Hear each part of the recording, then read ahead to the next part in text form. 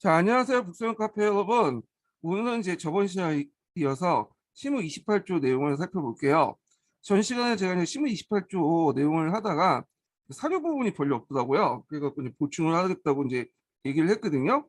그래서 오늘 제 강의 들어가기 전에 이 시무 28조 내용을 이제 보고 나서 그 다음 강의를 진행을 하겠습니다.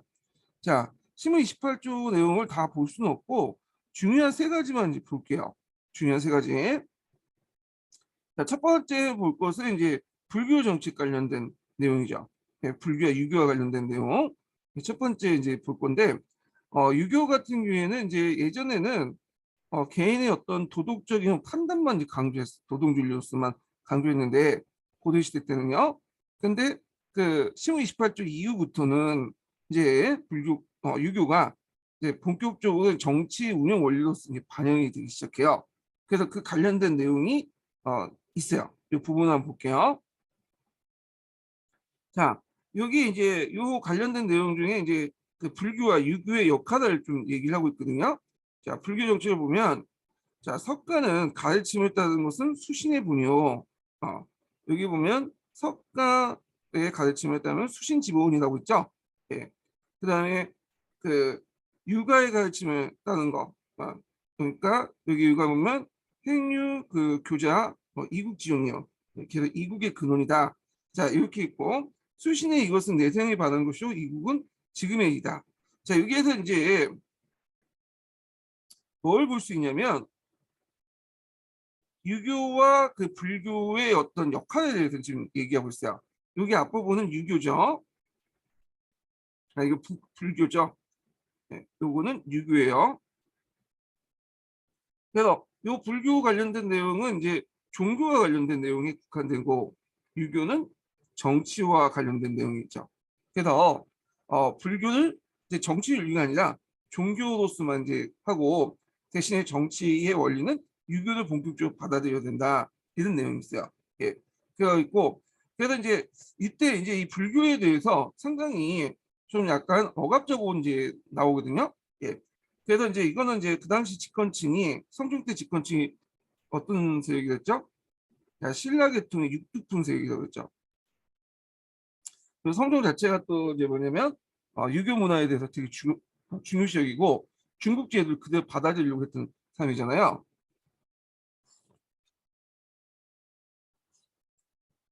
자, 그래가지고 그 당시에 신라 육두품 중심으로 해갖고 이제 정치 윤리로서 유교를 받아들였다. 그런 거죠. 근데 유교가 이제 아직까지는 불교 당시엔 생활 윤리로서 이제 생활 풍수부까지는 확대되지 않았어요.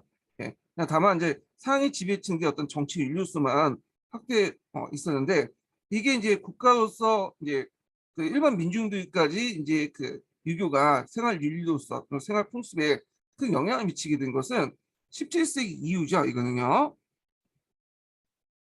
이때 유교는 이제 성리학이죠. 예, 성리학이 이제 널리 확산이 돼서 이제 우리나라 조선시대의 어떤 시스템이나 이런 것들이 완전 바뀌게 된 거는 17세기 이후에요. 17세기 이후부터는 생활윤리로서 그리고 유교가 그 당시 이제 상례나 장례 같은 상장례 같은 그런 게 큰 영향을 미치잖아요. 이건 나중에 좀 얘기를 할게요. 그렇지만 이제 고려시대 때는 유교가 이제 정치윤리로서 본격적으로 도입을 하기 시작했다. 이걸 좀 기억을 해두시면 될 것 같아요. 자, 그리고 아까 전에 송정이 신라 육두풍과 이제 정치를 하면서 중국 문화를 받아들였다 이렇게 했죠. 근데 이제 이때 받아들일 때 그때 어떤 원칙에 따라서 받아들이냐면 불필구동의 원칙에 따라 받아들였어. 네. 그래갖고 이제 불필구동은 이제 보면 이 포면적 고구려 개성시 남았던 거 지우시고요. 네.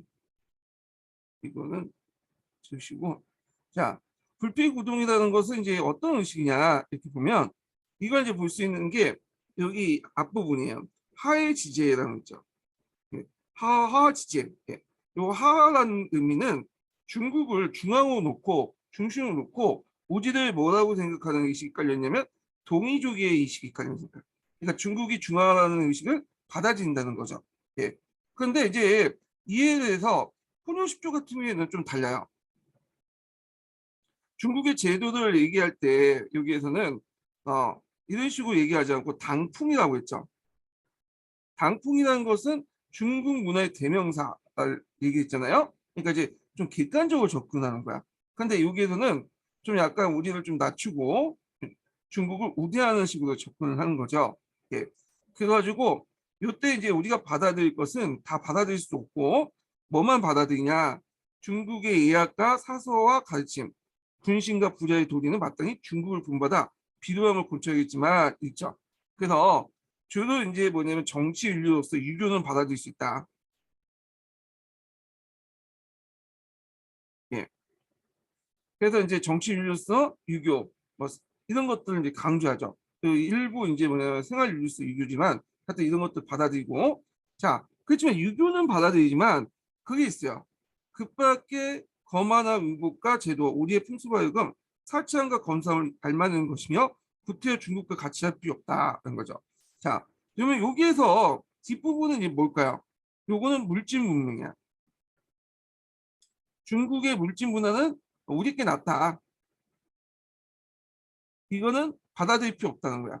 그러니까 정치 윤리로서 유교나 이런 것들은 받아들일 수 있지만 물질 문명 문화로서 물질 문화는 받아들일 필요 없다. 우리 걸 써야 된다. 그러면 이 말을 때 물질 문화가 이제 우리에 적합하거나 아니면 중국보다 뛰어나기 때문에 받아들이지 말아야 된다라는 식으로 해석을 할 수 있지만 이것은 아니에요. 그 여긴 안 나와 있지만 그 뒷부분에 다른 그 구조를 보면 그 의미에서 얘기한 건 아니고요.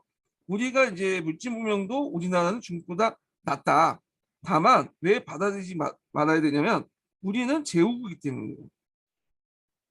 중국보다 낮은 한계 국가인데 한계 국가의 물질 문명 받아들이면 우리의 어떤 처지에 안 맞는다. 그러니까 제후국에 맞게 좀 낮게 살아야 된다. 뭐 이런 식으로 얘기를 하는 거야. 그러니까 물질 문명도 당연히 중국계 더 발달됐지만 우리가 제후국이기 때문에 이거는 도저히 받아들일 수 없다. 우리에 걸맞게 살자. 뭐 그런 거죠. 그러니까 여기에서는 그 자주적 의식이라고 볼 수는 없어요. 이거는 사대적이 맞죠. 그래서 똑같이 여기 보면 구태여 중국과 같이 할 필요 없습니다라는 말 있죠. 불필구동. 이게 훈요 10조에도 나오거든요. 근데 이 훈요 10조와 똑같은 말을 쓰고 있지만 맥락이 달라. 맥락이. 훈요 10조 때는 나름대로 중국의 문화를 신라가 무비판적으로 받아들인 걸 비판하면서 은연히 까면서 뭐냐면 불필구동 이렇게 이제 그 했잖아요. 아, 잠깐만요. 예. 불필구동을 내세웠는데 그래서 이제 나름대로 자주적인 입장에서 얘기를 하는 거예요. 근데 여기에서는 자주적 입장이 아니라 맥락을 볼 때는 똑같은 말이라도 사대적 입장이세요. 그거는 이제 아까 얘기한 것처럼 뭐가 그 다르냐면 훈요 10조가 있을 때는 나름대로 이제 태조 시대잖아요. 왕건 시대니까 나름대로 자주적 의식을 갖고 있는 패서 출신자들이 집권을 하고 있었던 시기였고요. 요때는 성종 때니까 신라 육두풍 세력들이 집권하고 있었어. 네, 그래서 아까 지금 얘기했죠. 이들은 이제 하풍 같은 중국의 문화를 되게 강조했죠. 그러다 보니까 우리 문화를 좀 업신여기고 그런 입장에서 얘기를 하는 거예요, 지금. 그래서 혼용 10조하고 이게 비교하는 문제가 예전에 한번 시험 문제 나왔거든요. 그래서 이렇게 참조를 해주시고요. 똑같은 그 불필구동이라는 얘기를 하고 있지만 다른 맥락이다. 다른 맥락에서 얘기를 하고 있다. 그런 거는 집권 측의 어떤 추구하는 방향이 다르기 때문이다. 이렇게 좀 기억을 해주시면 될 것 같아요. 그래서 훈용 10조에서 이제 신문 28조에서 보이는 이 하품과 그 다음에 이제 훈용 10조에서 보이는 우리 거를 강조하는 국풍의 대격이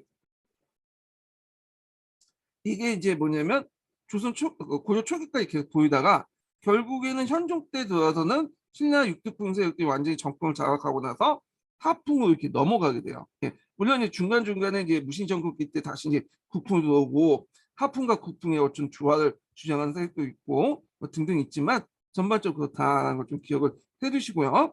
그래서 고려시대 때는 이 현종 때 정치 세력의 변화가 막 일어나요. 예. 정치 세력의 변화가 예전에 말한 것처럼 그, 고려는 칠묘제를 실시했죠.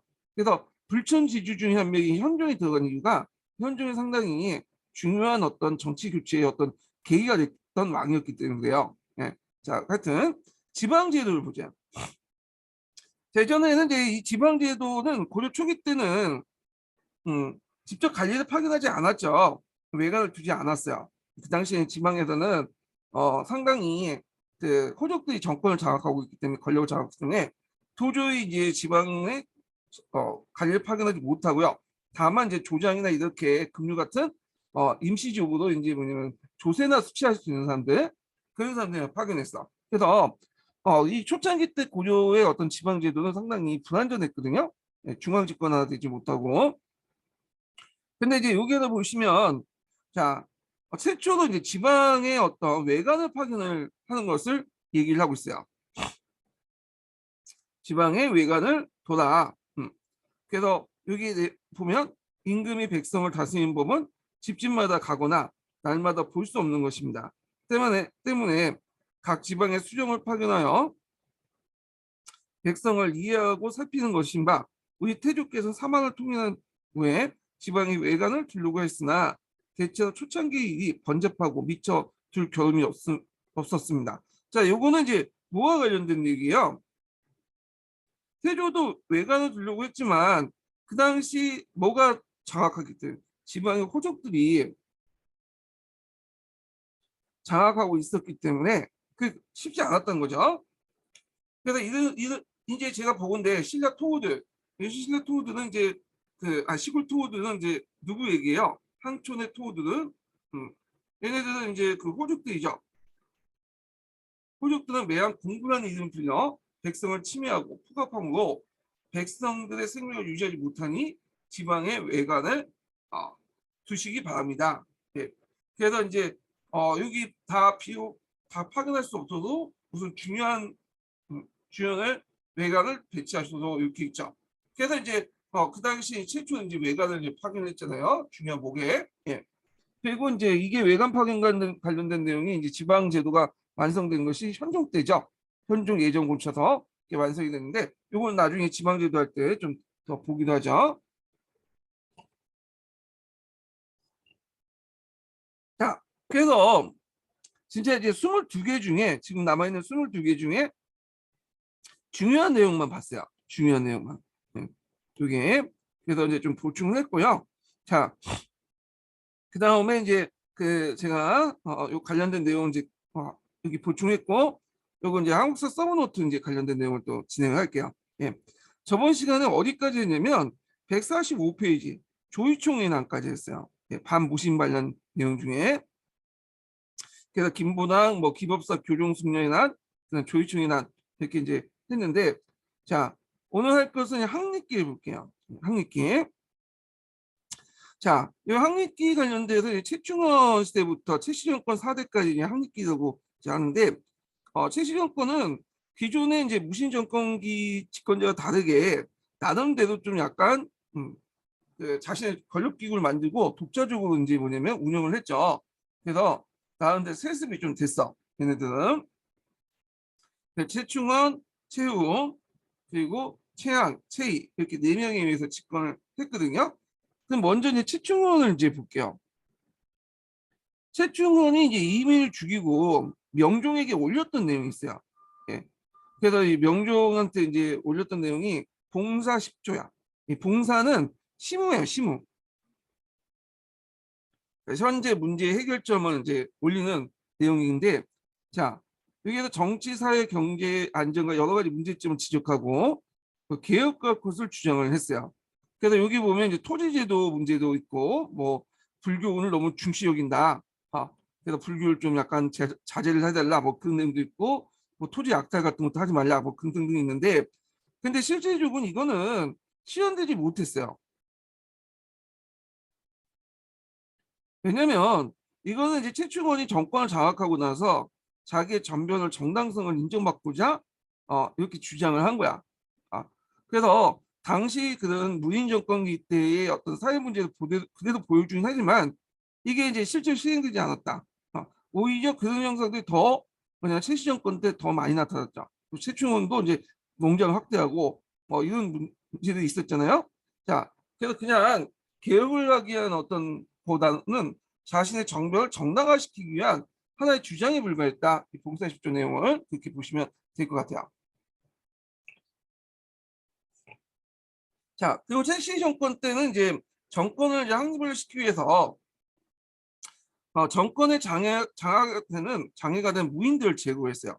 그래서 이제 뭐 중방 있죠, 중방.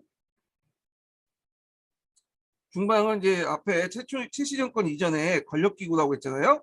중방의 뭐 상장군, 대장군 중에 이제 자기에게 위에 갇힌 사람들 다 죽여버리고 그런 식으로 했고, 그 다음에 이제 반대하는 사원 세력들 제압하고 농민과 천민 항쟁을 가혹하게 진압을 했어. 그래서 그 농민과 천민 항쟁 관련된 부분 뒷부분에 있는데, 자, 이때 이제 뭐 여러 반란들이 진압이 되죠. 그래서 최씨 정권 이후에는 상대적으로 농민과 천민 상대들이 별로 없어요. 예, 나는데 체제가 이제 안정돼 있고, 그 다음에 이제 앞에서 이제 봉사 10조를 올렸던 이제 명종 있죠. 명종한테 올렸다잖아요. 근데 명종은 자기가 코드가 안 맞아. 이 사람은 이제 그 전에 무신 정권기 사람들에게 이제 추대를 해갖고 올렸던 사람들이기 때문에 이 사람을 폐집시키고 매명을 이제 가르쳤죠. 시종, 신종, 쉬종, 강종, 뭐 고종 이렇게 4명을 가르치고, 그 중에 마지막 그 고종이 이 사람이 제일 집권을 오래 했어요. 그러니까 실제 집권은 최씨 정권이지만 최씨 정권이 끝난 후에도 계속 집권을 했어. 그래서 고려 시대 때 제일 오래 살았던 왕이야, 이 사람이요. 일단 자, 하여튼 이렇게 했고, 진강호를 책봉하고 홍명보를 설치했다. 그래서 이제 그 당시 이제 그 고려에서는 이 사람을 진강후에 책봉하고 홍명보를 설치했다. 자, 이 말은 뭐냐면 고려 같은 경우에는 내재 외양 체제를 채택했다고 했죠. 그래서 제후를 뒀어요. 제후를. 고려 황제가 황제라고 지칭한 거에는 뭐 여러 가지 설이 있지만 일단 제후를 그 안에 뒀어요. 그러면 제후를 뒀고, 근데 제후는 주로 왕자들을 임명했거든요. 왕신이나. 근데 이게 건세를 가지고 있는 이제 신하들에게 가끔씩 뭐냐면 제후를 임명한 적이 있어요. 대표적인 인물이 이제 최충원 같은 사람들인데, 이 최충원이 이제 진강후에 책봉됐고요. 그리고 홍명부를 설치했어요. 요때 부는 간청부자인데, 이 간청부자인데 요때 부는 이제 우리가 생각하는 이제 일반 부서가 아니라 일단은 어떤 의미가 있냐면 계부의 의미가 있어요. 네. 그래서 보통 황제가 이제 뭐냐면 그 밑에 있는 제후들에게 독자적으로 간청과 간직을 둘 수 있는 그런 권한을 주잖아요. 예. 그래갖고 이건 계부의 의미가 있다. 그래서 나름대로 그 최충호는 독자적인 간청과 간부를 둘 수 있는 그런 권한을 가지고 있다라는 거죠. 예. 그래서 그걸 통해서 이제 무신 정치의 어떤 형식적 공인을 뜻한다. 이렇게 이제 보시면 될 것 같아요. 자, 그래서 있고, 그 다음에 이제 여기 밑에서 이제 한개국체제는 아까 그런 의미에서 얘기한 거고요. 자, 기구 설치를 보면 여기에 대한 기구 설치의 좀 특징이 뭐냐면 고려 왕조의 별도 새로운 권력기구가 설치됐다는 거예요. 자, 그래서 이제 그 보면 도방이 확대되고, 원래 도방은 경대부가 앞에 집권자였던 경대부가 아니라 경대승이 만들었죠. 경대승이. 근데 이제 경대승이 죽고 나서 해체됐다가 다시 조직이 됐어. 그래서 6번 조직을 만들죠. 6개 나눠서 교대도 자기를 호위하도록 하는 거 만들었고요. 그 다음에 교종도감을 설치했죠. 그 이런 그 기구 나중에 최후 정권 때 이제 또 서방이나 정방 같은 걸 설치하잖아요. 자, 이런 기구들의 의미는 요번에 이제 시험 문제 나왔는데, 도방 앞에 있는 중방은 최씨 정권 이전의 중방은 고려 시대 때 있었던 기구예요. 근데 이제 무인 정권에 등장하면서 이 무신 정권 이 사람들이 적당하게 이제 기구 없다 보니까 이제 예전 기구를 이용했는데, 이런 기구들 도방이니 교령도감이니 서방과 정방은 최씨 정권에서 새로 만든 고려 왕조와 별도로 새로 만든 권력기구야. 그래서 이런 권력기구를 만듦으로써 고려 왕조에 기생을 하지만 일단은 권력기구를 만들면서 자기의 어떤 독자적인 어떤 권력구조의 세습을 가능케 했다는 게 있어요. 그래서 그 예전에 그 올해 문제 나온 게 이거죠. 예전의 정권과 어떤 특징이 가지고 있냐 이런 건데, 똑같은 독재는 많이 했죠. 최씨 정권에 독재했고 예전에는 또 독재자 등장했잖아요. 근데 독자적인 권력 기구 가지고 독재를 했던 사람들은 최씨 정권이 유일무이해요. 우리나라 정권제사에서. 그래서 이제 요거 내용을 파악을 해두시고요. 그 다음에 최후를 볼게요. 자, 최후라고 하고 이제 또 어떤 책은 최이라고 해요. 최이. 최이와 최후가 동일한 사람이에요. 최후는 문물을 다 겸직을 했던 사람이야. 그래서 문장도 되게 글씨도 되게 잘 썼다고 하더라고요. 이 사람이요. 원래 최씨 집안 자체가 원래는 이제 문관 집안이었는데 나중에 이제 무관 집안으로 전환을 했던 사람들이에요. 그래가지고 나름대로 이제 이런 문적인 소질도 있어. 이 사람들 자체들이. 예. 그래서 예전에 무식했던 그런 무인 정권의 사람들하고 좀 달라. 이 사람들은요. 자, 최후는 뒤에 얘기했지만 정방을 설치하고 인사기구죠. 그다음에 자기를 수계할 수 있는 서방을 설치했어. 그래서 이렇게 정방과 서방을 설치해가지고 그 당시 문신들을 대규모 등용을 했어요. 예전에 이제 무신 정권기 때는 문신들이 대규모 숙청되었잖아요. 근데 최후 정권 때 들어와서는 그 최초원 때도 좀 그렇지만 최후 정권 들어왔던 문신들을 대규모로 들어왔다. 왜냐면 나라를 통치하다 보니까 이제 무신보다는 문신이 더 필요했던 거야. 그리고 나서 무신 같은 경우는 자기를 공격할 수 있잖아요. 근데 문신은 자기들 이제 정권 기반을 다질 수 있는 사람이기 때문에 문신들을 대규모 등용했다. 특히 가고 제도를 제일 많이 실시했어요. 또 이게 아이러니한 게 뭐냐면 고려시대 가거 제도가 그렇게 이제 중요성이 좀 떨어지잖아요. 조선에 비해서. 근데 제일 가거 제도를 많이 실시했던 데가 언제냐? 요 최후 정권 때, 최씨 정권 때 제일 많이 실시했어요. 그래서 이때는 지방에 향리 세력들이 많이 등용됐죠. 뒤에 좀 얘기하겠지만 가거 제도를 많이 실시했다. 네. 고려에서 제일 과거 제도가 많이 실시됐던 것이 최씨 정권, 특히 최후 때 많이 실시됐고요. 그때 이제 이규보 같은 사람들이 등용되고 그랬죠. 그 다음에 자기 이제 호위 기간이었던 도방을 확대했죠. 36번으로 확대했다는 거죠. 삼별초를 조직하고 강화 천도를 하죠. 요건 뒤에 얘기했지만 이제 그 몽골족 침입 때문에 그런 거죠.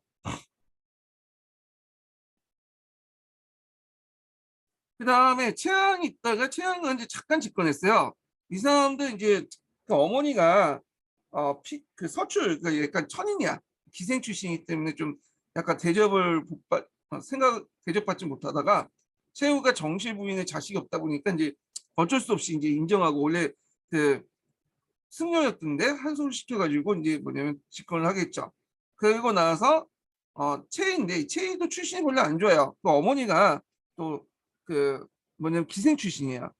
젊었을 때 이게 지휘했어. 20살 때 지휘했는데 갑자기 이 사람이 병사하기 때문에 그래서 잠깐 집권했다가 김준과 유경에 의해서 사퇴를 하죠. 무호정변이라고 하죠.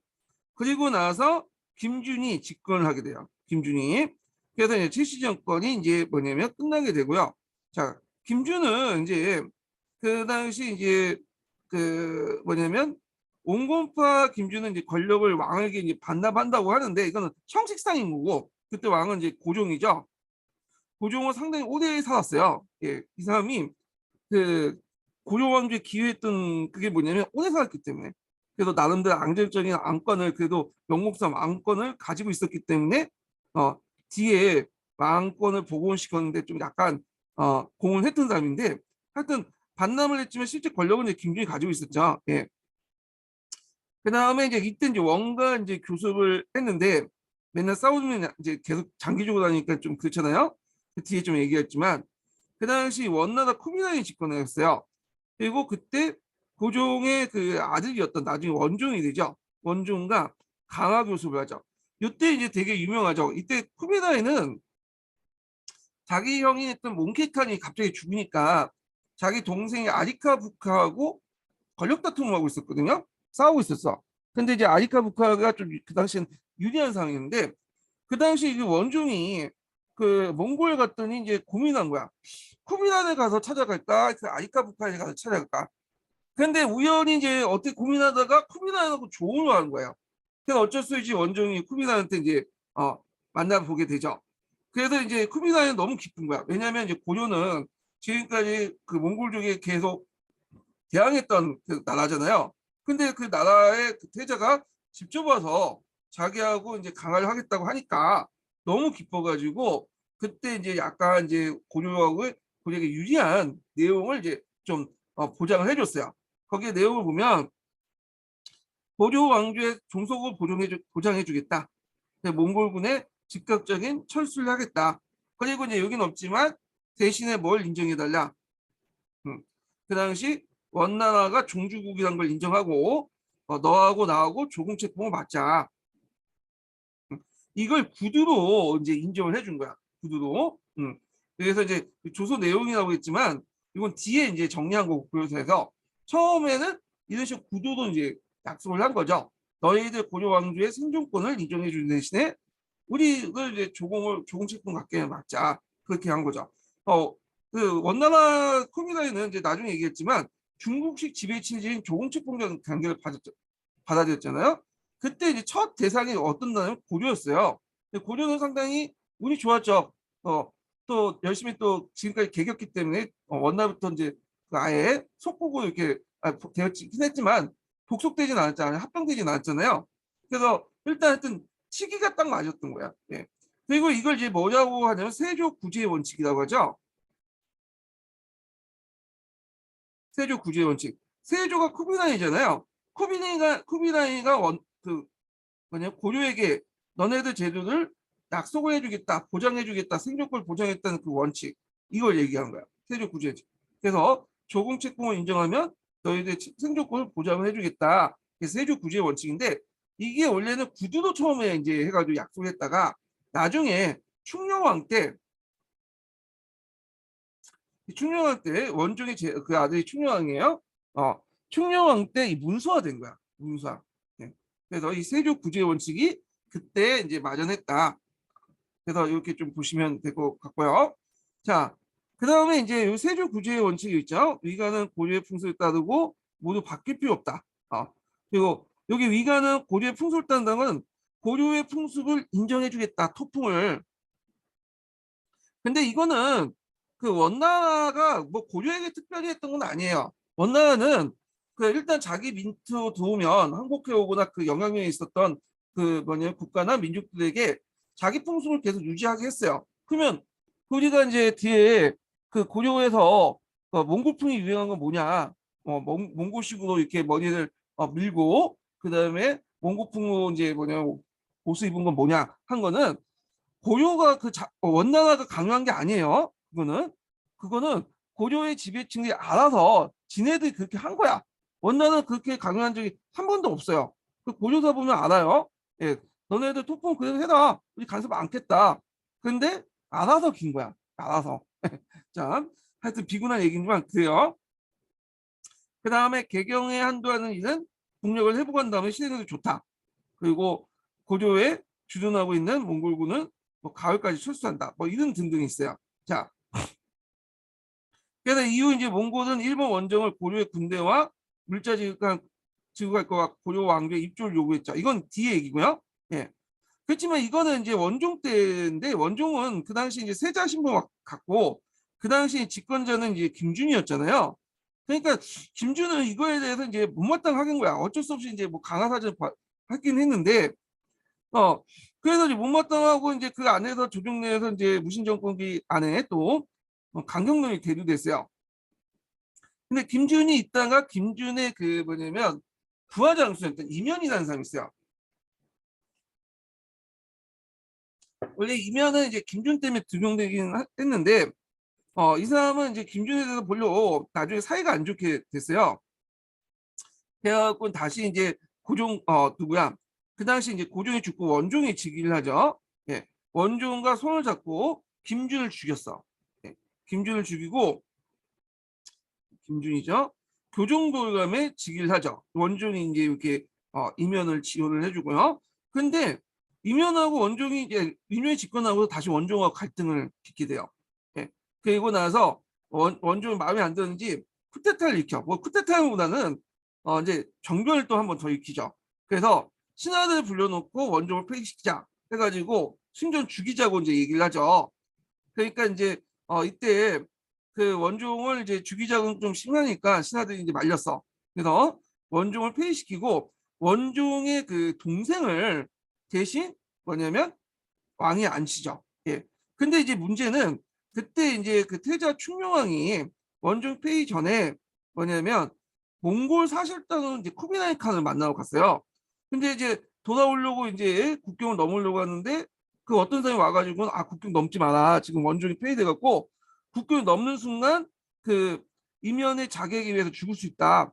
태자 충명왕이 그 말 듣고 이제 국경을 안 넘었죠. 그리고 나중에 사정을 알아보니까 원종 자기 아버지가 원종이 폐위됐다 알게 된 거야. 그래서 그때 원의 쿠비나이한테 달려가고 군사 요청을 하고요. 그리고 나서 그 당시 이제 그 쿠비나이가 열받아갖고 이제 사절단을 파견하죠. 너 뭐냐면 원종 복귀하지 않으면 왜냐면 내가 너가 와서 목을 따겠다.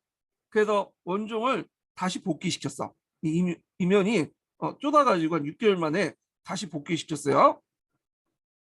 자, 그리고 이제 복귀를 시켰다고 해도 실제적으로 이제 그 충녕왕이 아니 저 쿠미나이를 못 믿잖아요. 그러니까 원종을 다시 데리고 와라. 원종을 쿠미나이 그 원나라 대도로 이제 오게 한 다음에 원종한테 이제 그 사실을 알게 된 거야. 이거 내부 쿠데타를 통해서 이제 하고 뭐 어쩌고저쩌고 얘기했겠죠. 그래서 이제 다시 이제 그 쿠미나이 칸을 가는 원종을 뭐냐면 내세워 가지고 다시 군대를 파견했어요.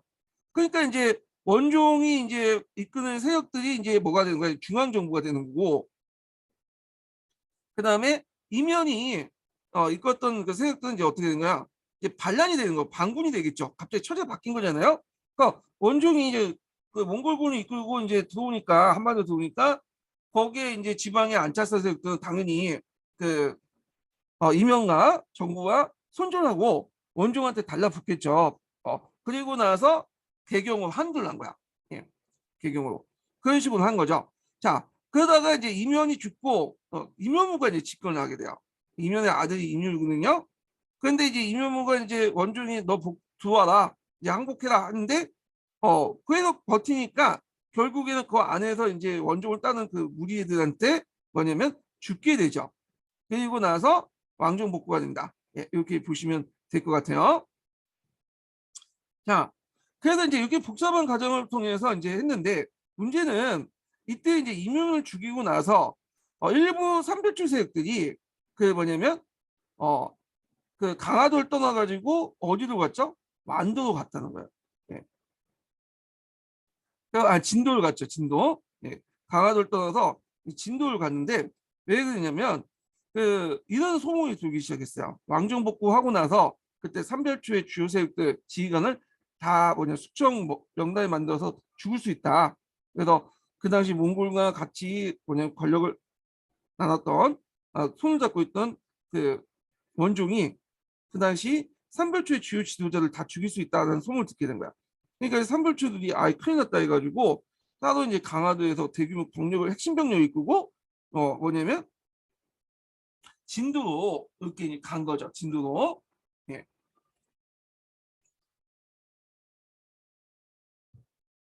자, 그래서 이제 이렇게 있고, 그래서 진도로 가서 이제 누구를 했냐면, 그다음 왕족이었던 승왕온을 국왕으로 만들어서 새로운 정부를 수립했다. 그래서 이제 그때 이제 고려 정부는 두 개로 나눠지죠. 개경에 있는 원종의 정부와, 네, 그다음에 여기 이제 새롭게 이제 옮겼던 진도에서 있는 삼별초 정부 이렇게 두 개로 나눠져요. 이렇게 두 개로 나눠준다. 이렇게 좀 보시면 될 것 같아요. 자, 진도로 이제 옮긴 삼별초는 그다음에 진도의 위치가 이제 그 전라도에 있는 그 남쪽에 있는 섬이잖아요. 그러니까 이쪽 그 남해안 일대를 완전히 장악을 해요. 그래서 거제, 제주, 전라, 경상 일대. 근데 특히 이제 전라도, 경상도 그 일대가 이제 전라도, 경상도 일대가 중요한 고충지고 특히 곡창지대고 전라도가 이제 중요한 고창지대죠. 자, 그래서 이제 전라 경상도로 해서 올라오는 개경으로 올라오는 그 개경을 가는 조세 운송소를 약탈하죠. 자, 그때 이제 고려 첩장을 일본 정부에 보내요. 자, 고려 첩장이라는 거 보면 고려에서 보낸 외교 문서란 뜻이에요. 이게 예전에 한번 시험 문제 나왔죠. 예. 그래서 이제 고려 첩장 불신 조조라는 게 있어요.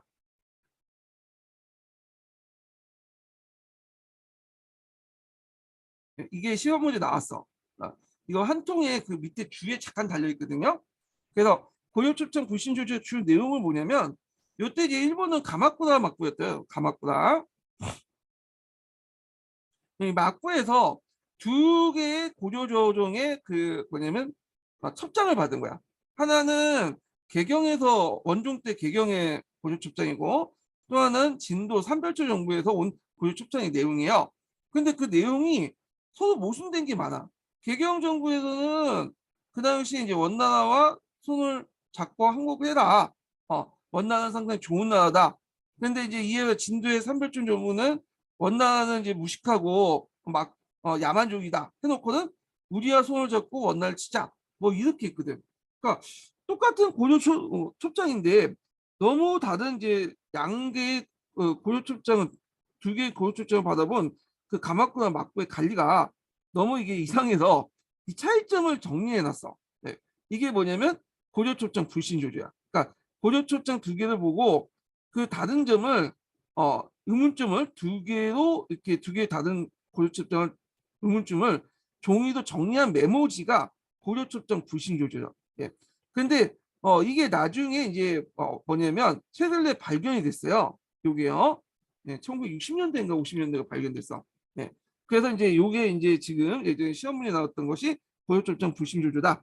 고려첩장 두 개의 다른 그런 불신조조. 그러니까 의심점을 두고 다른 것을 메모한 내용이 고려첩장 불신조조 이렇게 보시면 돼요. 그러면 가마쿠라 막고는 어떤 선택을 했냐? 그 당시 고려첩장을 이제 받고 둘 다 거부했죠. 개경의 고려정부의 요청이나 같이 손을 잡자. 일본 원고와 손을 잡자는 요청도 거부하고요. 그 다음에 진도의 이제 뭐냐면 삼별초 정부의 요청도 거부를 했어요. 네. 그래서 이게 무응답으로 나갔죠. 그만큼 가마쿠라 막부가 대에 대한 인식이 별로 없었어요. 왜냐면 그다음 고려 몽골 세력이나 그다음에 고려의 국내 정세를 모르니까 그런 고려첩장 불신 조류 같은 것들을 적어놓은 거잖아요. 자, 근데 개경 정부가 그러면 왜 고려첩장을 보냈을까요? 그 이유가 있죠. 원나라와 뭐냐면 그 당시 원나라가 요구했던 게 뭐냐면 일본을 같이 치자는 거잖아요. 일본을 원나라 같이 공격하자. 그러니까 고려 정부 때문에는 일본과 공격을 나가면 일본을 치면 재정적 군사적 손실이 더 크니까 미리 일본한테 항복을 유도해가지고 원나라의 군사 침략을 막기 위한 거야. 네. 그래서 이제 보낸 거고 고려 출장을. 근데 진도는 여기에서 말한 것처럼 손을 잡아갖고 대몽연합전선을 구축하기 위한 거죠. 우리가 손을 잡고 같이 원날 치자. 그래서 개경정부가 뭐냐면 요구했던 그 고려출장 내용과 그다음 진도에서 요구했던 고려출장 내용이 목적이 달라요. 확인 목적이 보낸 목적이. 자, 그래서 이제 이런 내용도 좀 기억을 해두시면 되고요. 그 다음에 이제 이때 이제 여몽연합군이 그때 이제 고려가 뭘 요구했냐면 그 원나라가 그 당시 이제 그 일본에 파견을 요구했거든요. 일본 정부를. 근데 이제 고려 정부가 우리는 지금 남쪽에 삼별초가 있기 때문에 먼저 그들을 처벌하고 나서 공격하고 토벌하고 나서 파견하겠다. 그러니까 이제 원나라도 어쩔 수 없이 그 진도와 진도에 있는 이제 삼별초 정부 토벌할 필요가 있을 거 아니에요? 네, 그래야지 같이 이제 여몽연합군이 일본에 정보를 갈 수 있잖아요. 그래서 몽골과 여몽연합군이 그 뭐냐면 이 진도에 있는 삼별초를 쳤어요. 그래서 이제 승하오는 잡혀서 죽고 배중선도 이때 죽었을 거라고 예측을 하고 있지만 정확히 죽은 것에는 잘 몰라요. 고려사에 없어. 인간 전설에는 배중선이 이때 죽었다고 이제 있는데 그 전에 죽었을 거라는 사람도 있어요. 왜냐면 고려사 조도에는 그 내용이 없거든요. 배중성의 사망 시기가요. 자, 그리고 이때 이제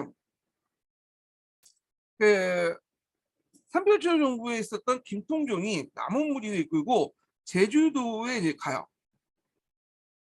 그러니까 예원읍에 있는 항파도의성이 있는데 거기에서 상을 쌓고 서남해안 일대 영향을 행사하고 또 전라도나 경상도에서 고려 정부로 보내는 조언을 약탈하죠. 그렇지만 이제 곧바로 여무연합군에게 진압을 하죠. 그래서 진압당해서 이제 있고 그래서 삼별촌 정부는 멸망을 하죠. 그래서 혹자는 이 삼별촌 정부의 일부가 지금 오키나와로 갔을 것이다라는 설도 있어요. 설이에요, 그냥 그때. 자, 하여튼 이렇게 있는데 그럼 삼별초 항쟁 의의를 볼게요. 자, 삼별초 항쟁은 무신정권 자녀 세력들이 왕권 강화 친정 체제 구축을 시도하는 원종의 도전적인 성격을 갖고 있다. 그래서 원종이 집권을 해서 반발한 거죠. 또 원종이 자기들 수청할 것이라고 이제 소문이 떠도니까 이거에 대해서 이제 반발로 한 거잖아요. 그러나 원종의 이러한 정치적 움직임은 몽골의 후원을 배경으로 이루어졌기 때문에 삼별종 항쟁은 자연히 반목적인 민족 항쟁 성격을 가지고 있다. 이민족에 맞서 싸운 민족사적 의의 뭐 이렇게 이제 있고 그 다음에 또 무신 정권의 자녀 세력들 기득권을 지키는 노력 두 가지 상반된 관점이 있다. 하나는 민족사적 의의로서 이민족과 싸웠다. 민족 항쟁 의미도 있고 또 한쪽에서는 무신 정권의 자녀 세력들 자신의 기득권을 살기 위해서 뭐냐면 항쟁했다. 그런 설도 있어요. 예. 이런 내용도 기억을 해주시면 될 것 같아요. 뭐 이런 것들은 이제 의사만은 나오기 힘들 것 같고 삼별초 난에 이제 그 가정도 있죠. 이런 것들만 좀 기억을 해주시고 그리고 예전에 시험 문제 나왔던 고려첩정 불신조조 그 내용도 기억을 해주세요. 자, 무신집권기 때 통치기구죠. 이게 되게 중요하죠. 자, 요게 그 기출에 되게 많이 나와요. 되게 무신정변 나오면 되게 무신정권기의 통치기구가 거의 세 문제 중에 두 문제가 나오고요. 나머지는 무신집권기 때의 어떤 항쟁도 있죠. 천민과 농민들의 항쟁 그런 내용이 나오는데 특히 이제 그 무신집권기의 통치기구 중에 최씨정권 관련된 이번에 중방이 나오긴 했지만 최씨정권 관련된 정방과 서방 관련된 내용이 많이 특히 정방이 많이 나와요. 정방이. 앞에서 언급한 것처럼 최씨정권은 종전에 이제 무신정권과 다른 거, 그 전후에 이제 독재자와 다르게 독자적인 권력기구를 가지고 있었어요. 고려 왕조에 기생하는 정권이었지만 자기 나름대로 교정도감이나 정방, 서방 같은 독자적인 권력기구를 가지고 있었다. 이런 것들이 특징이야. 예. 자, 그러면 교정도감을 보자. 교정도감. 교정도감은 원래 목적이 뭐냐면 원래 이제 세워진 목적이 최신정권이 그 당시 이제 있을 때 여러 반란들이 있었잖아요. 반란을 진압하는 과정에서 만든 임시기구예요. 이 도감자가 붙은 거는 되게 어떤 특정한 목적으로 만든 이제 뭐냐면 임시기구라는 의미거든요. 그래서 그 장을 교정별감이죠. 그런데 이제 이 교정도감이 나중에 반란을 진압을 하고 나서도 계속 상사가 됐어. 예. 그래서 이제 쭉 유지가 됐죠. 그 장관 교정별감을 하는데 이 교정별감은 어떤 사람들이 많냐? 최씨 정권 때는 최씨 집권자들이 이제 겸직을 했고요. 그 다음에 그 후에 이제 최씨 정권이 무너지고도 상당수가 이제 교정도감이 좀 무신정권 때 무신정권기 때 계속 있었거든요. 그때는 그때 당시에 이제 무인 집권자가 이 교정별감을 뭐냐면 겸직을 했죠. 자, 그래서 국정을 관장하고 재반 명령을 하달라는 것도 있어요. 그리고 이제 그 외에 내용을 보면 인사권, 검찰권, 재정권 등 등등이 있고 여기에서 인사권은 이제 인사행정이 관여인데 초창기 때 인사권은 여기에서 갖고 있다가 나중에 이제 최후 정권 때 인사권만 따로 떼서 정방이 가능하죠. 정방이. 자, 그래서 이제 의미는 예전에 이번에 시험 문제에 나온 것처럼 고려왕조 별도 무인정권기 권력기관이 설치됐다. 이렇게 보시면 돼요. 자, 그다음 정방을 보죠. 정방이 제일 많이 나왔어. 최씨 정권의 그 권력기구 중에. 자, 이 정방은 처음에 최후가 인사 처리를 위해서 사저에 설치한 기관이죠. 그 앞에 이제 인사권을 이제 교정도검의 인사권을 따로 떼서 정방으로 이제 이전시켜서 만든 기구예요. 원래는 이게 사적 기구였어요. 근데 이것이 고려 왕실의 기구로 들어가게 돼요. 예. 그래서 이거는 최씨 정권의 기구이면서도 특이하게 고려 왕실의 공적 기구도 같이 갖고 있어요. 원래 여기에서 출발했지만 이쪽으로 이제 넘어갔죠. 예, 이렇게. 그리고 다른 그 권력 그 기구도 있죠. 권력 기구들은 최씨 정권이나 아니면 그 무인 정권이 몰락한 후에는 없어지죠. 근데 이 정방은 계속 그 후에도 권문세조에 의해서 또 집권기 때도 계속 살아남아요. 그래서 결국에는 조선 초기까지 가다가 이제 태조 때 뭐냐면 없어지죠. 이게. 자, 그래서 이제 여기 보면 이게 어떻게 공적 기구가 됐는가 볼게요. 장인 정색 승성 이하의 정색 소경, 정색 서재 같은 정식 간직에 따라 인원이 구성이 됐고요. 고려 편제에 들어가죠. 자, 여기 이제 그 밑에 구성원들 좀 기억을 해주세요. 정색 승선, 정색 소경, 정색 서적, 서재. 요게 이제 구성원들인데 요걸 좀 기억을 해두셔야지 나중에 그 이제 그 최후 정방 관련된 사료가 나오고 이 기구가 뭐냐 이렇게 할 때 단서가 될 수 있어. 예전에 기출 예문에 그렇게 나왔죠. 정색 승선, 정색 소경, 정색 서적이 나오고 이 기구가 뭐냐? 그러면 이거는 정방이 되는 거야. 정방. 또 직접 전환은 이제 인사 관리표예요. 내가 이제 문무 관리, 문관과 무관 관리를 어떻게 인사하겠다. 이거를 결정하는 이제 전주를 관장해서 그러니까 이제 인사 관련된 권한은 이제 관장을 해서 국왕에 결재를 하는 거죠. 참고로 이게 전주라는 말은 뭐냐면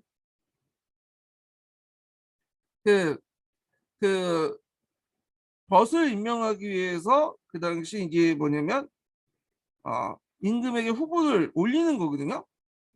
그래서 최종 결정 국왕에게 결재를 해요. 그래갖고 그 뭐냐면 어, 인사 목록을 작성해갖고 거기에 이제 내가 이런 것들을 하겠다 해서 올려요. 그러면 전주를 하면 그 국왕이 결재를 해주는 거야. 근데 이미 이제 국왕의 결재는 형식적인 거고요.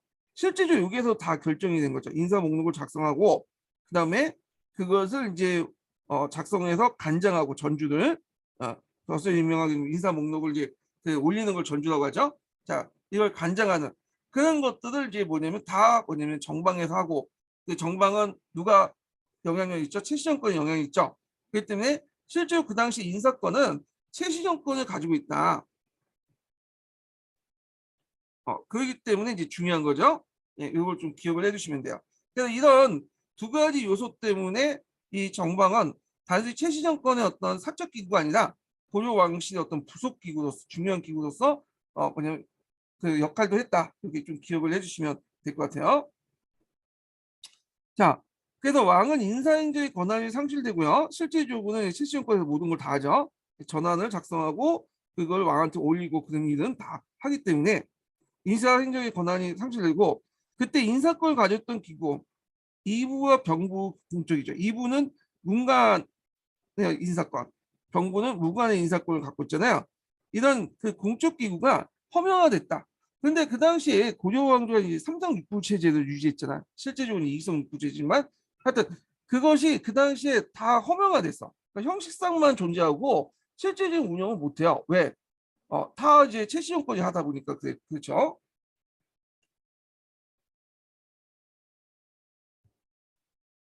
자, 그리고 인사행정을 정방에서 정당함으로써 간인과 그 후보군에 대한 사적 충성을 유도할 수 있고 이 기구를 통해서 새로운 문인 신진사대부를 많이 배출했는데 뭐 이규보나 금이, 김창, 박원 등이 유명한데 특히 이규보가 되게 유명하죠. 이규보는 동국 이사국집이라는 문집을 이제 국집으로 되게 유명하죠. 동명왕평을 구하는 그 여러 가지 이규보의 이제 그 여러 작품들이 동국 이상국집 같은 그 문집에 있잖아요. 이 동국 이상국집은 이규보가 죽은 후에 최씨 정권의 후원을 만들어진 거야. 그래서 이규보가 상당히 최씨 정권의 후원을 많이 받았다 이렇게 보시면 될 것 같아요. 네. 이 사람은 명종 때 그 뭐냐면 과거에 합격했지만 명종 때 이제 그 이후 전에 이제 정권에서는 크게 인정받지 못하고 있다가 나중에 최씨 정권에 이제 인정을 받았던 사람이야. 좀 아부도 참 잘하고 그랬던 사람인데 하여튼 이런 정방은 새로운 문인들을 배출하는데 큰 역할을 했다는 걸 좀 기억을 해두시면 될 것 같아요. 앞에서 얘기한 것처럼 최씨 정권은 무관보다는 문관을 더 중요시 여겼어요. 예. 그리고 과거 제도도 많이 실시했다고 했죠. 그래서 이제 요와 연결시켜서 보시면 될 것 같아요. 정권 안정에서. 근데 이제 초창기 때는 이제 최씨 정권 때는 이 문인들의 어떤 신진사대 부대 등용 코스가 되는데 나중에 정방이 변화가 일어나. 어, 최씨 정권 이후에는 이제 몰락한 후에도 계속 이제 정방은 국가기구로 남아 있었거든요. 근데 여기를 누가 장악하냐면 검문세가들이 장악해요.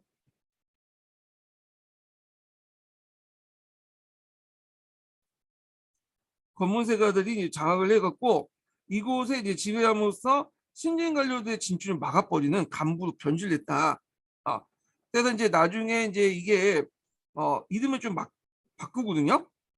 그렇지만 계속 존재를 했는데 왕권이 강할 때는 정말 폐지됐다가 반대 신권이 강할 때는 복구되는 치패가 거을 때다 결국에는 이제 태조가 집권하고 나서 조선 초기 때 아예 이제 폐지가 되죠. 예. 자, 그 다음에 이제 서방을 볼게요. 서방은 최후 때 사전을 설치한 문객대 조직이야. 예. 그래서 좀 비서기구, 수기기구라고 보시면 돼요.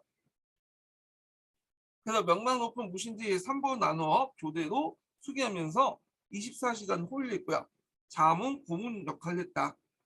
자, 그런데 이제 최씨 정권이 몰락한 후 이묘가 살해된 후에 이제 무신정이 끝났잖아요. 그때 폐지했다 이렇게 보시면 돼요. 그래서 정방하고 서방도 예전에 한번 기출에 언급됐었어요. 요게 이제 그 뭐냐면 그 당시 문신들을 특히 신진사 내부들을 기용하는 통로 역할을 했다. 이렇게 기억을 해주시면 돼요. 정방과 서방을. 자, 도방을 보죠. 도방은 앞에서 얘기한 것처럼 처음에 만든 경대성 때 만들었어요. 이 경대성이 이제 신변보호 차원에서 100명의 결사들을 함께 사주에서 같이 먹고 자고 하는 그걸 시출했는데 경대성이 죽은 후에 이제 뭐냐면 해체됐다가 나중에 최충원 때 복원을 했죠. 그래서 경호와 집권체제를 강화하는 목적에서 재성립된 사병 조직이에요. 이 도방은. 그래서 뒤에 이제 삼별초 조직과 좀 다른 게 삼별초 조직 같은 경우에는 사병적 역할도 하지만 또 이제 고려의 어떤 정식 군기에 들어가는 공병 역할도 하거든요. 그래서 반은 사병인데 반은 공병 같은 역할을 해요. 근데 도방 같은 경우에는 완전히 사병 조직이야. 사병 조직. 그래서 조직화된 사병 집단이다. 이렇게 기억을 해두시면 될 것 같아요. 그다음 마별초는 이제 상설적인 기병 부대고요. 사적인 군사 기반 강화를 위해서 의장대 역할을 했던 곳이다. 그래서 최씨 정권의 어떤 정치적 권위를 가시한 목적으로 만들었다. 이렇게 보시면 되고 삼별초를 볼게요. 아마 이제 이 삼별초는 예전에 고려첩장 불신조조 한번 나왔기 때문에 시험 문제 나올 가능성이 많아요. 이거는요. 원래 삼별초를 만드는 목적이 뭐냐면 도둑놈을 때려잡기 위해서 만들었어요.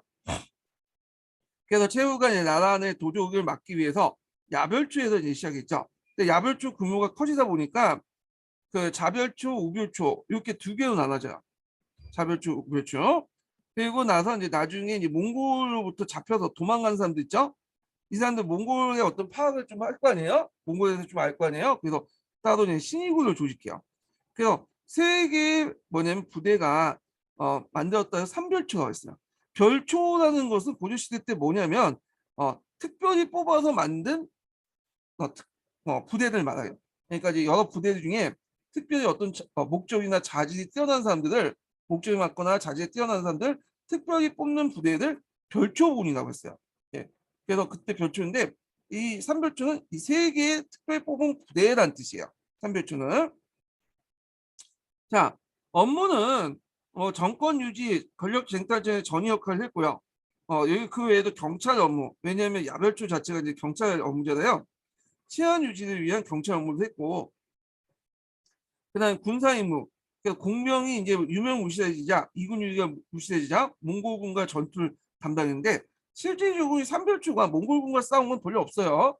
예, 대개 보면 강화도에 있으면서 강화 그 무신 정권의 호위 역할을 했다는 거죠. 그래서 도성 수비가 더 맞아요. 도성 수비가.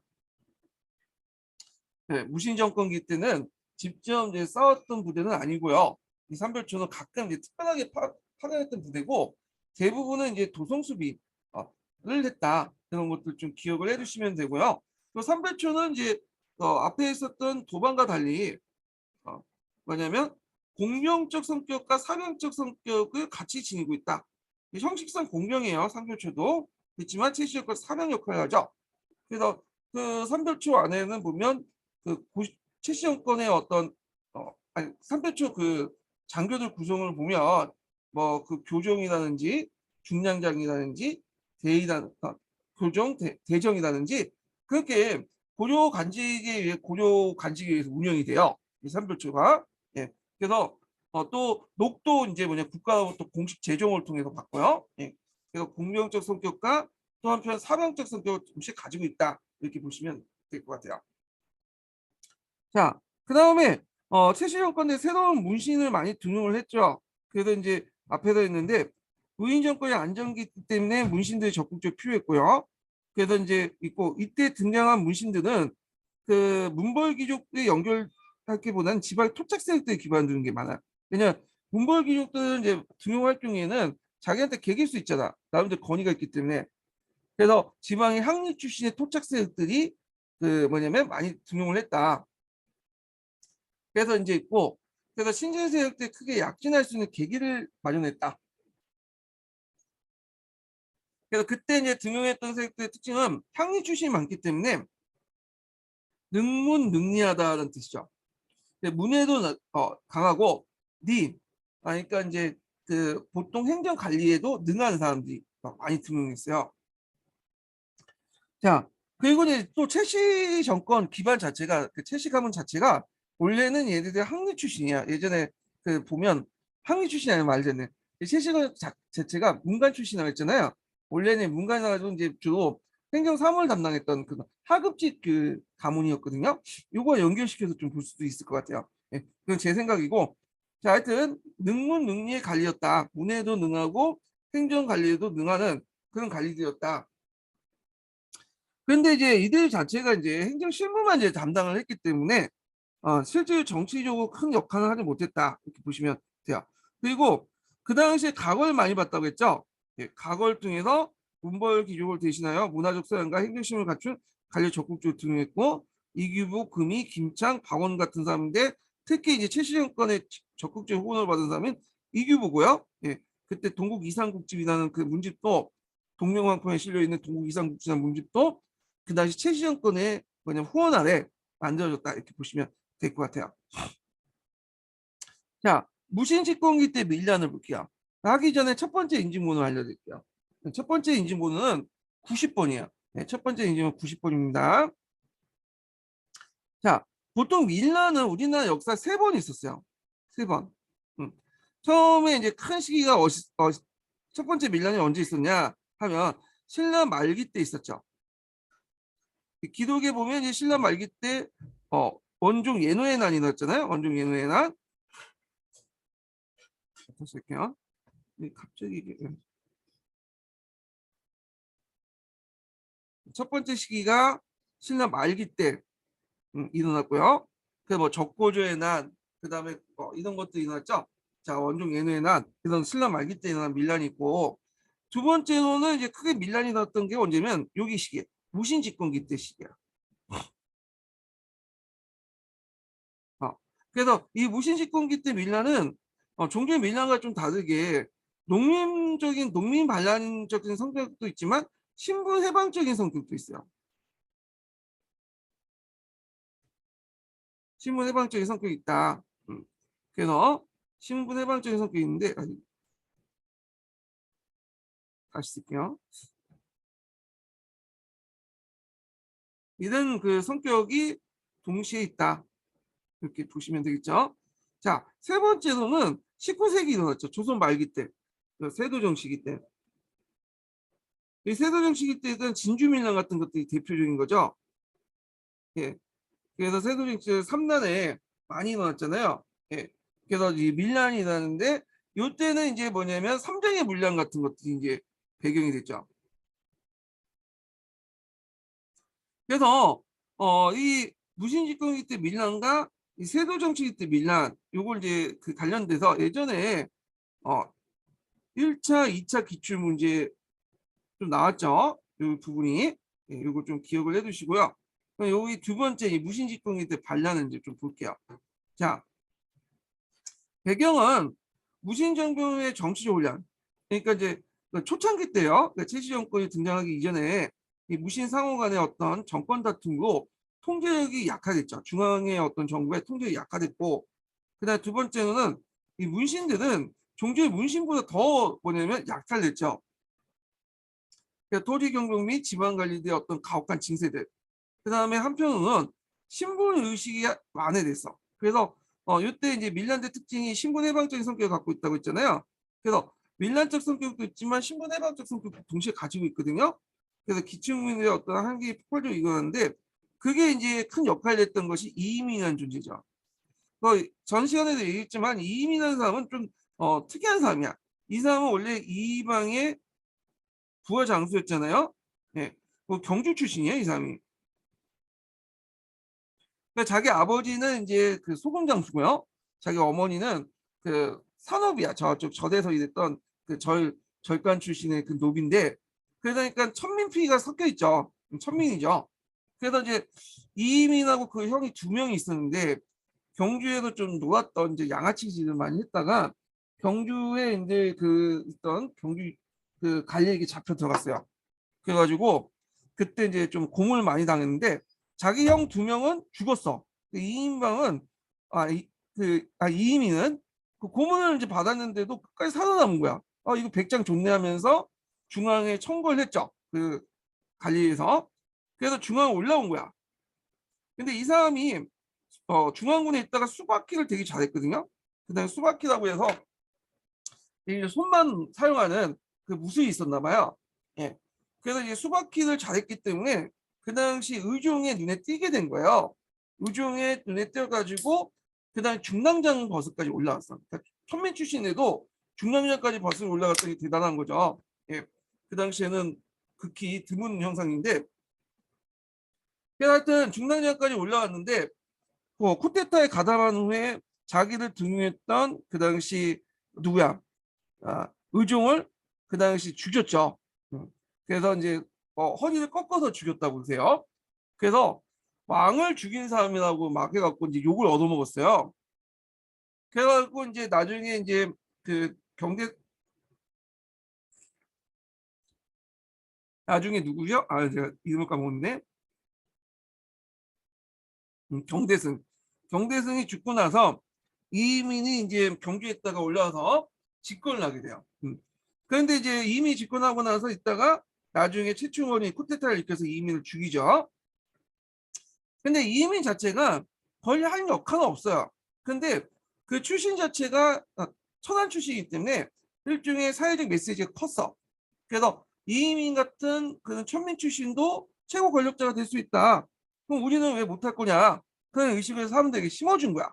그래서 이민이 최고 권력자가 되자 정통적 신분 의식이 와야 되면서 하극상 풍조가 형성되어 신분 질서가 해이됐다. 그래서 이민이 이제 그 당시 신분 해방 운동에 큰 역할을 했다. 자기가 의도하진 않았지만.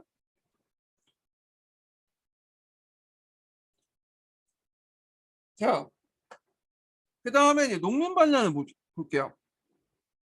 크게 농민반란은 이제 그 보면 북쪽과 남쪽으로 나눠볼 수 있는데 대개 이제 북쪽 같은 경우에는 조이총의 난이나 이런 것도 있고 그다음에 또 서북계 밀란 있죠. 예, 이런 것들. 서북 지역에 이제 조이총의 난이 일어날 때 비슷한 시기에 이제 일어났어요. 자, 그때 이제 그 평안도 지역에 창주나 성주, 철주 세 개의 주민들의 항쟁이 일어났고요. 그래서 이제 서북 지역의 밀란은 수령의 타락과 주구의 반발에서 일어났다.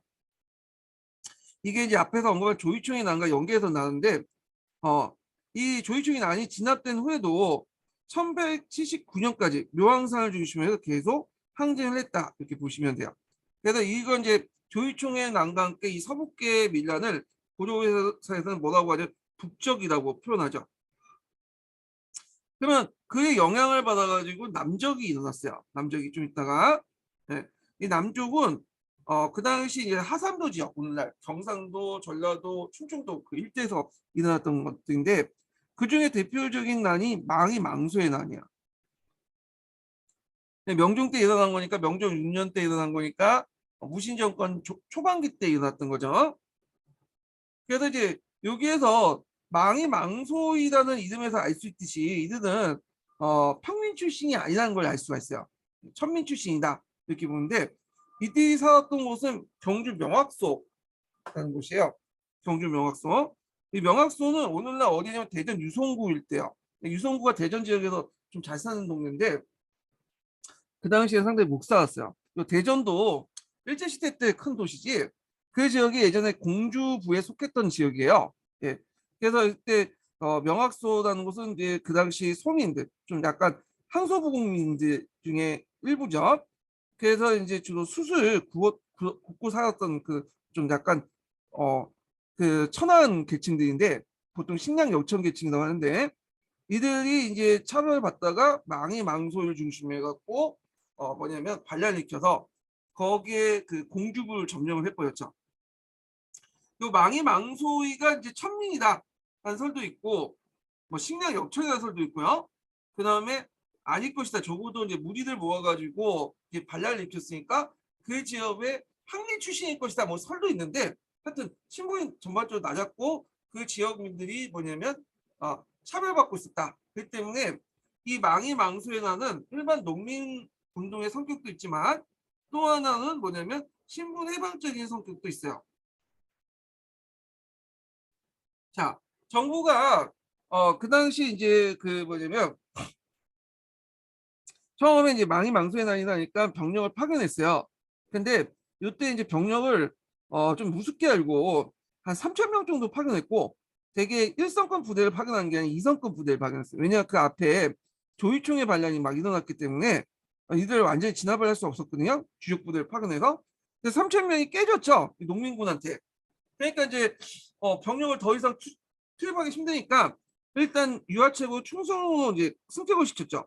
그러니까 온대 소대 일반 행정구역으로 바뀌었어. 우리한테 충성을 해라, 순하게 살아라. 그리고 나서 이제 뭐냐면 앞에 조이총이 나를 완전히 진압하고 나서 다시 병력을 이제 동원하죠. 그때 이제 병력들은 상당히 1성급 병력들, 주력 병력들을 파견해요. 그리고 충청도 거의 모든 군현을 연결 점령했으나 곧바로 이제 정부에서 톱을 진압했다. 이런 것들 좀 기억을 해주시고요. 그래서 망이망소의 신분해방적 성격을 동시에 갖고 있다. 이렇게 보시면 될 것 같아요. 비록 이제 망이망소의 난이 진압됐지만 이 난을 계기로 해서 그 당시 항소 부국민들이 투쟁이 격렬하게 일어나게 되고 결국에는 이제 고종 말기 때 들어가면 이런 항소 부국들이 점점 일반 군현으로 바뀌게 돼요. 이렇게. 자, 그 다음에 이제 김삼인 호심의 난을 볼게요. 이게 15년 기출문제 나왔던 건데요. 원래 김삼인과 호심의 난은 각각 별개의 난이에요. 그러다 나중에 이제 하나로 합쳐져도 연합작전을 하고 그랬거든요.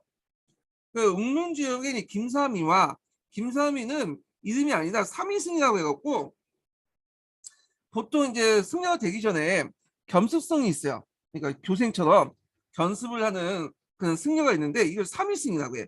그러니까 이제 운문에 사는 김시성을 가진 삼위승이라고 보시면 돼요. 그 다음에 울산의 호심의 항쟁군이 서로 연합해 공동 전선을 구축했다. 그래서 경주 부근에 여러 그 고을 공격했고 그 밀양 전투에서 이제 7천 명이 몰살당하죠. 그 밀양 전투에서 강군 7천 명을 몰살시키고 그리고 경주 지역 세력들과 연합을 해서 경상도 전역으로 세력을 확대했다는 거죠. 그래서 이때 이제 이난을 그 당시 이난이 일어날 때가 이제 이 집권자가 누구였냐면 이민이었거든요. 예. 그래서 이민이 그 뭐냐면 근데 이민이 경주 출신이잖아요. 경주 출신인데 이 사람이 이제 그거 연결시켜갖고 또 이제 거기에 출정군 안에 이 반란군을 진압하는 고려 정구군 안에 이민의 아들이 있었어.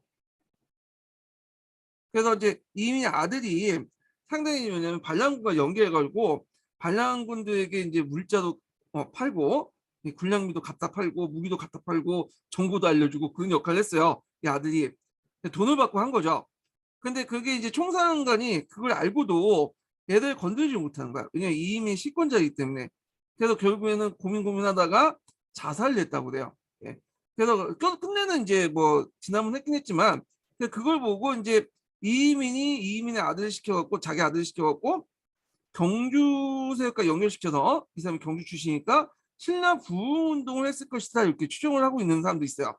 근데 그것도 말이 안 맞는 게 이민이 경주를 중심에 신라 부흥을 했다면 부흥을 깨하려고 했다면 굳이 김삼일 호신세력을 지원할 필요가 있겠냐. 그냥 자기가 중앙정부 장악을 했으니까 고려 왕조를 폐하고 자기가 집권하면 되지. 그냥 새로운 왕조를 만들면 되잖아요. 신라 왕조를 계승한. 그러니까 굳이 그 반란을 그렇게 지원을 할 필요가 있겠냐. 그런 설도 있어. 그래서 이민의 어떤 거와 연결되어 있는 그런 세력 반란이 김삼인 호심의 난이에요. 신라 부흥운동과 연결됐다고 보는 학자들도 있어요. 그런 견해도 있다는 거. 그래서 김삼인 호심의 난이 예전에 한번 시험 문제 나왔다는 걸 좀 기억을 해두시고요. 그래서 이제 무신정권 배경과 함께 나왔어요. 그 다음에 이제 천민의 반란 있죠. 천민은 이제 앞에서 항소 부흥민 외에도 그 뭐냐 노비들을 말해요. 진짜 오리지널 노비들. 예. 그래서 이제 만정의 난이 있는데 이 만정의 난은 좀 특이하게 신종 원년이거든요. 이 집권자가 최충원 때야. 그래서 최충원 때 일어났던 난이에요.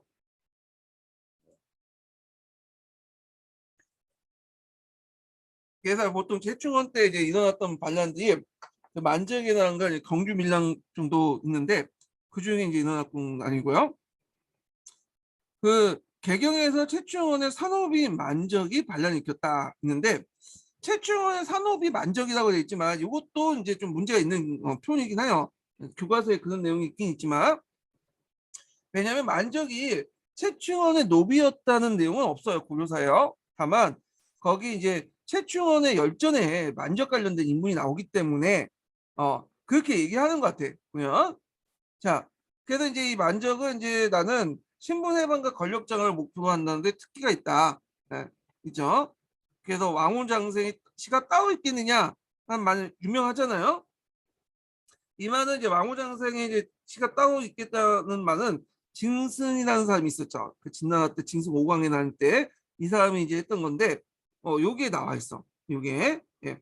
자 하여튼 곧바로 이제 반란을 일으키려고 했지만 모의하는 과정에서 거기 참여했던 이 노비 하나가 이제 꼬발려면서 이제 일어나기도 전에 잡혀갖고 두들겨 맞고 그 다음에 거기 이제 강에 버려졌다고 하죠. 예.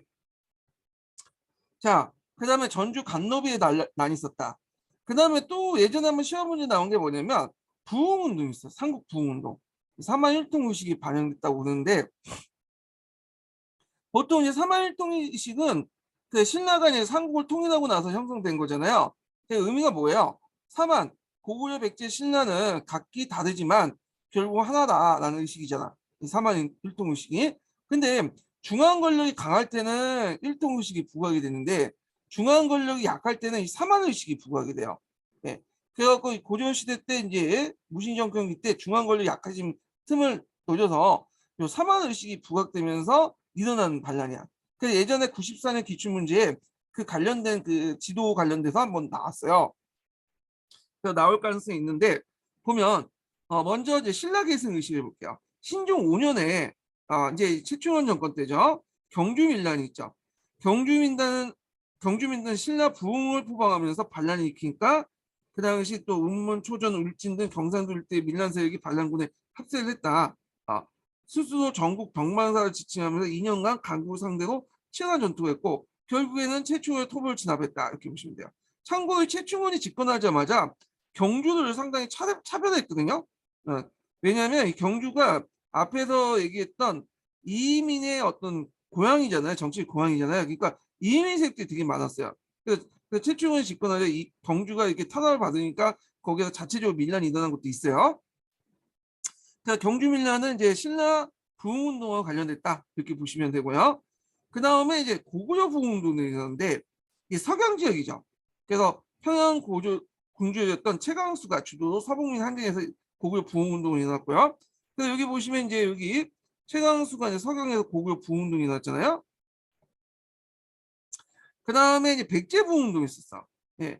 그래서 백제부흥운동도 이제 고종 그때 일어났는데 이 고종 때는 이제 최신정권의 집권기예요. 최신정권의 집권인데 여기에서 이제 고종 24년이니까 몽골 항쟁기죠. 최신정권 중반기 때 해당하니까 백제 단양 전라도 담양의 원흉에서 이현영 한제가 그 당시 토착민을 이끌고 여러 군현을 장악하고요. 자, 강군에 비해서 숫자가 우세했지만 나주 전투에서 패배를 했다는 거죠. 그래서 이 백제 부흥운동이 일어났던 그 시기에 이제 그 건축물들 보면 백제 양식이 많이 들어가 있어요. 그래서 이제 이렇게 경주빌란, 신라 계승의식, 고구려 부흥운동, 백제 부흥운동이 일어났다. 요 관련된 내용이 예전에 기출문제에 나왔고요. 지도와 함께 좀 파악을 해주세요. 예전에 하면 그 관련된 문제도 그렇게 나왔으니까요. 그러면 일동사마의식, 사마일동의식은 계속 갔냐? 아니죠. 일동사마의식은 원나라 몽골족이 계속 공격을 하면서 이게 없어지기 시작하죠. 왜냐하면 몽골족이 이제 공격하면 외부에 침해받으면 내부에 싸웠던 사람들이 또 단결하잖아요. 내부에 단결하면서 이제 싸우면서 일동사마의식이 자연스럽게 없어져. 그래서 외부에 침해받아서 내부의 응징력이 강화되면서 우리가 이제 사만이지만 신라 백제 고구려지만 하나도 묵혀야 되니까 종전에 사만의식을 계속 가질 수는 없죠. 그러니까 사만 이전에 어떤 사람들이 사만 이전에 우리의 조상이 공통된 조상을 뭘까 따지다 보니까 단군이라는 존재가 이제 등장한 거야. 사만 이전에. 그래서 단군이 점점 부각이 돼. 그러면서 이제 이 단군이 부각되면서 단군 신화 구조로 뭐냐면 전달됐던 단군 신화가 일종의 뭐냐면 이제 우리나라 민족의 어떤 그 시조 신화로 이제 바뀌면서 지방 그 지역 신화 원래는 평양 중심으로 지역 신화 평양 중심의 지역 신화였고 구조를 전달했던 단군 신화가 일종의 이제 몽골족의 항쟁 과정에서 우리 민족을 통합할 수 있는 어떤 그 민족의 어떤 기운을 부각됐고 그러면서 단군 신화가 구전에 전달된 걸 향해 기독으로 남기 시작하죠. 이게 삼국 유사잖아요. 예. 그래서 단군이 우리나라 조상이라고 인식하기 시작한 것은 몽골 침략기 이후에요. 항쟁하는 과정에서 그런 의식이 형성이 됐고 그런 단군의 존재가 부각되면서 자연스럽게 사만일동 의식은 없어지게 돼요. 없어지게 되죠. 자, 그래서 이 몽골족의 침입이 그 당시에 이제 나름대로 민족 의식의 형성에 큰 역할을 했어요. 몽골족 침입이 우리나라뿐만 아니라 일본도 그렇고 베트남도 그래요. 동아시아 교과서에 나와 있죠. 자, 그러면 이제 결과 의견해 볼게요.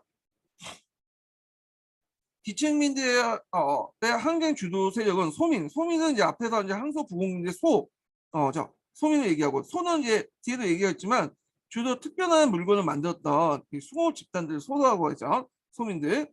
그 다음에 이제 간노, 산노, 일반 승려, 일반 농민, 승려 등 커다란 차이를 보이고 있다. 이런 다양성에 인해서 각 항쟁의 주체들이 연합전선을 형성하고 싶지가 않았다. 자, 이런 이유로 이제 하층민의 저항을 실패했다. 그래서 여기에서는 이제 뭐 하층민의 저항이 실패한 이유가 다양한 출신 배경 때문에 그렇다. 그런데 이건 어디 의견을 갖다 썼는지 잘 모르겠는데 한길 쪽의 의견이겠죠? 예. 근데 그냥 참고만 하세요. 그런 거는. 자, 의의를 보면 자, 교과서도 나왔지만 저항 과정에 하층민의 의식이 성장하였고 그리고 귀족 중심 엄격한 신분사의 기저부터 붕괴시켜 나갔고 새로운 사회로 넘어가는 원동력이 되었고요. 또 한편은 이제 앞에서 부국민대 반란들이 일어났죠. 망이 망소에 난 같이.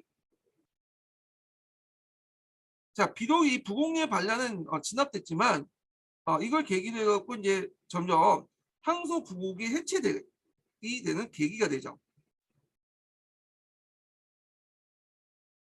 그리고 또 뭐냐면 계기가 되면서 이게 이제 뭐냐면 일반 군현으로 편입되기 시작해요. 고려 후기 때. 그래서 조선 초기 때는 아예 항소 부국이라는 게 지금 이제 그 행정단위가 없어지게 되잖아요. 예. 그 다음에 이제 여기 또 의의는 안 나와 있네 이게 또. 자, 하나는 신문 해방적인 성격도 띠고 있다. 이것도 이제 교과서에 있죠. 이것도 좀 약간 적어주시면 될 것 같아요. 신분 해방적 성격을 띠고 있다는 거. 그 역할을 크게 했던 사람이 이민 같은 사람들이다. 이렇게 보시면 돼요. 되죠? 자, 그래서 이제 천민반을 좀 했고 무신집권계의 문화를 이제 근데 무신집권계의 문화는 이제 어디를 중심으로 봐야 되냐면 그 당시 이제 그 불교 있죠? 불교를 중심으로 보세요. 불교. 선종과 교종 중에 교종은 세트하고 선종은 지원을 많이 해줬다.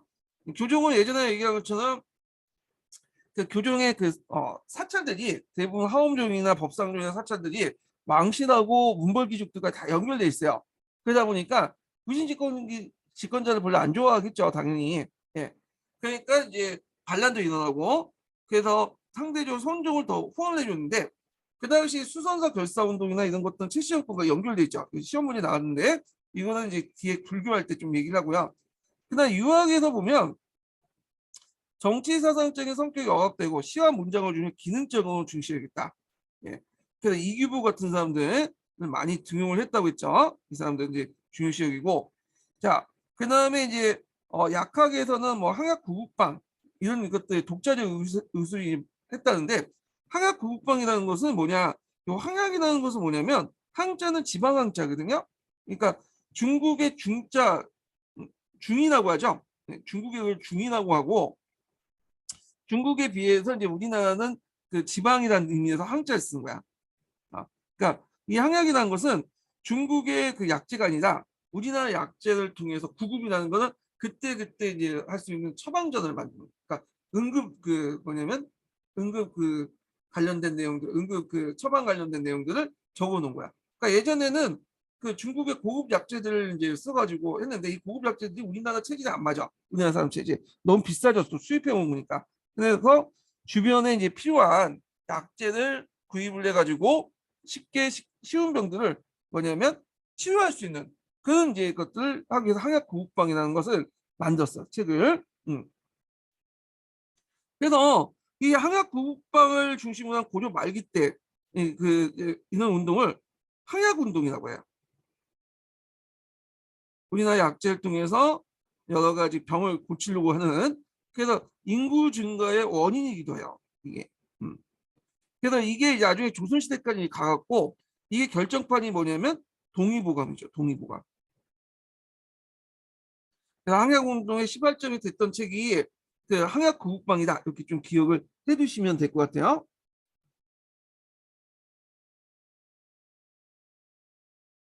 자, 그래서 이제 있고 그다음 인쇄술은 예전에 기출문이 나왔던 것이 뭐냐면 삼정고급 예문이죠. 이거 꼭 기억을 해두세요. 원래 이 삼정고급 예문은 인종 때 만든 거예요. 인종 때 최은희가 지은 의례서인데 이게 나중에 이제 그 몽골에 침략을 받으면서 다 불타 없어진 거야. 근데 유일하게 남아있던 책이 뭐냐면 남았던 걸 이규보가 가지고 있었어요.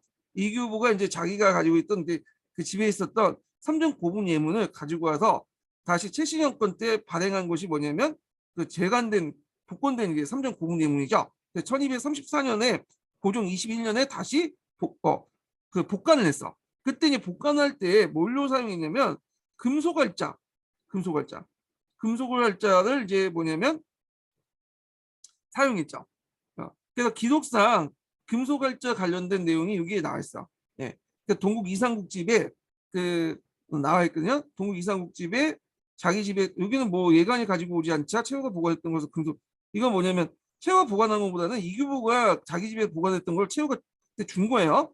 그래서 이규보 집안에 보관했던 금속알자 본이 아니 그 이규보가 보관하고 있었던 삼종 고급 예문 한 권을 다시 그 금속알자로 복간을 한 거, 복간을 해갖고 했던 내용이 동국 이삭국집에 실려 있어요. 요 관련된 내용이 예전에 기출문이 나왔죠. 자기 가지고 있는 책을 이 최우한테 줘서 최우가 금속알자로 삼종 고급 예문을 다시 복간을 시켰다. 그 내용이 있어요. 요게 예전에 기출에 나왔던 것 좀 기억을 해주시고 그래서 이제 기록에 나와 있는 최초로 금속알자를 사용했던 그 뭐냐면 그 책이 삼정 고급 예문인데 아쉽게도 이 삼정 고급 예문이 지금 없어요. 존재하지 않고 그 없고 이제 실존하는 최초로 이제 금속알자 보는 직지신경이죠. 직지. 예. 그래서 이제 이런 것들을 좀 기억을 해주시고 또 관련된 내용이 예전에 수능이라든지 인고 기출에 나왔다. 이렇게 기억을 해주시면 될 것 같아요.